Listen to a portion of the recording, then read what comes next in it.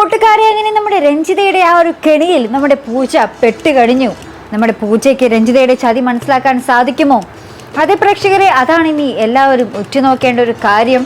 കാരണം നമ്മുടെ പൂജ നമ്മുടെ രഞ്ജിതയുടെ വീട്ടിലായിരിക്കുമ്പോൾ നമ്മുടെ രഞ്ജിത നമ്മുടെ പൂജയെ കേൾപ്പിക്കാൻ വേണ്ടി നമ്മുടെ രഞ്ജിതയുടെ ഭർത്താവിൻ്റെ അടുത്ത് ഇങ്ങനെ പറയുന്നുണ്ട്, എൻ്റെ രോഹിതേട്ടൻ്റെ മകളാണവൾ, അവൾ എനിക്ക് വേണം, അവൾ ഞാൻ പൊന്നുപോലെ നോക്കും എന്നൊക്കെ ഇങ്ങനെ പറയുന്നുണ്ട് കേട്ടോ. പൂജേനെ കേൾപ്പിക്കാൻ വേണ്ടി പറയുകയാണ്. അപ്പോൾ പൂജ അപ്പുറത്തു നിന്നും ഇതെല്ലാം കേൾക്കുന്നുമുണ്ട്.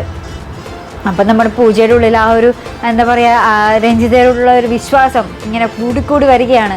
അപ്പോൾ നമ്മുടെ സുമിത്രയാണ് തെറ്റുകാരി എന്നുള്ള രീതിയിലാട്ടോ നമ്മുടെ പൂജ ഇപ്പോഴും പോയിക്കൊണ്ടിരിക്കുന്നത്.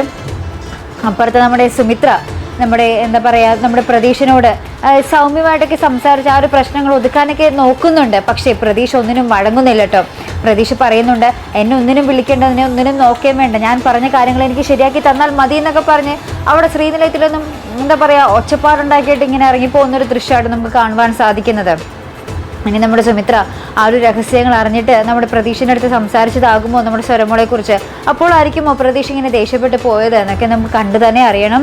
അപ്പുറത്ത് നമ്മുടെ ശീതളിൻ്റെയും സരസ്വതമ്മയുടെയും കാര്യം കാണിക്കുന്നുണ്ട് കേട്ടോ. നമ്മുടെ ശീതൾ പറയുന്നുണ്ട്, എനിക്ക് ഇനി ഇവിടെ നിന്നും ഒരു രക്ഷയില്ല എന്നൊക്കെ പറയുന്നുണ്ട്. അപ്പോൾ സരസ്വതമ്മ പറയുന്നുണ്ട്, നീ അങ്ങനെയൊന്നും ചിന്തിക്കേണ്ട ആവശ്യമില്ല, നീ ആരും പോലും ഇല്ലാത്തവളൊന്നും അല്ല, നിനക്ക് ഇവിടെ നിന്ന് സുഖമായിട്ട് രക്ഷപ്പെടാനുള്ള വഴിയൊക്കെ ഞാൻ ഒരുക്കി തരാമെന്നൊക്കെ പറഞ്ഞ് നമ്മുടെ സരസ്വതമ്മയും പറയുന്നുണ്ട് കേട്ടോ.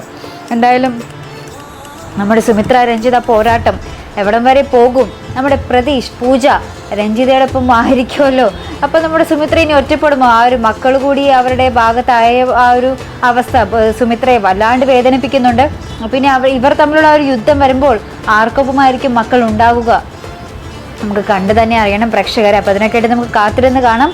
ഇതുപോലുള്ള പ്രൊമോ റിവ്യൂസിനും എപ്പിസോഡ് റിവ്യൂസിനും ഒക്കെ നിങ്ങൾ മറക്കാതെ ചാനൽ സബ്സ്ക്രൈബ് ചെയ്യുക. അടുത്തൊരു വീഡിയോ വരുന്നത് വരയ്ക്കും ഗുഡ് ബൈ.